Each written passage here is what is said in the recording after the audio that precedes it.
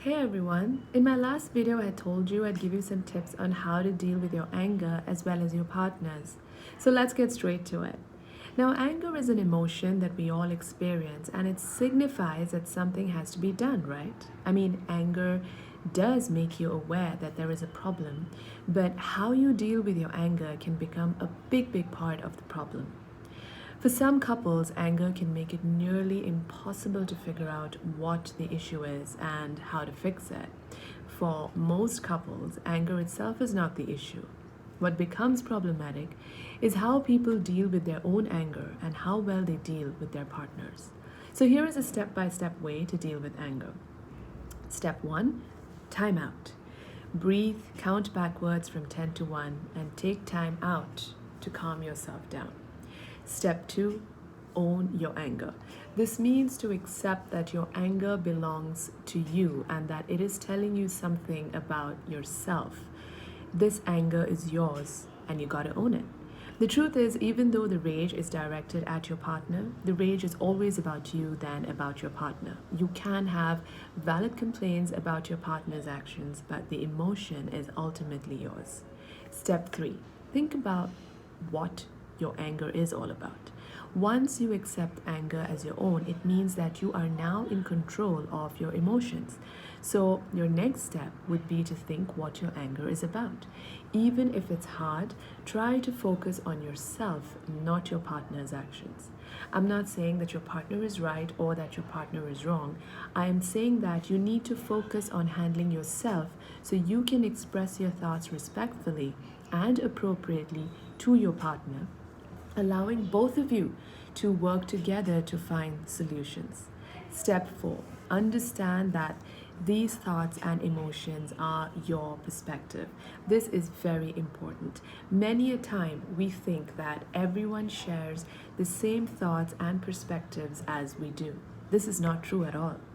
Keep in mind that your thoughts and emotions are your perspective, and keep in mind that your partner has his or her own perspective, that you guys will always be different from each other because you are two different people with different experiences. Now, when you begin to think like this, it will help you stay calm throughout the process of dealing with your emotions.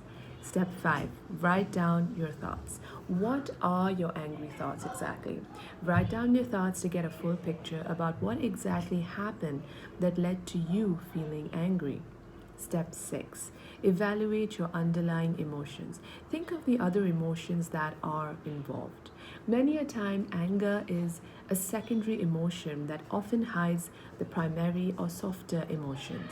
Examples of primary emotions are feeling sad, afraid, hurt, or rejected. Now, anger is often a defense against feeling vulnerable.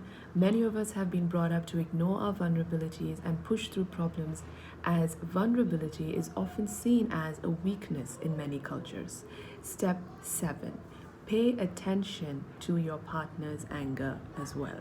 Remind yourself that your partner is coming from his or her point of view and personal experiences. Your own narrative and feelings are important at this time, but so is your partner's. However, this form of empathy and consideration requires a lot of practice, but gradually with time, you will see growth and positive changes in yourself and in your relationship. Perhaps your partner will initially react with surprise and even irritation that you are changing your techniques of conflict from the usual way of fighting, but if you keep up your end of the relationship and work on handling yourself well, your partner will eventually follow through and give you the courtesy and support whenever you are upset. Now, in an ideal world, partners will take turns being upset, but in the real world, we get upset at the same time. This is where repair work becomes important. So, what do I mean by repair?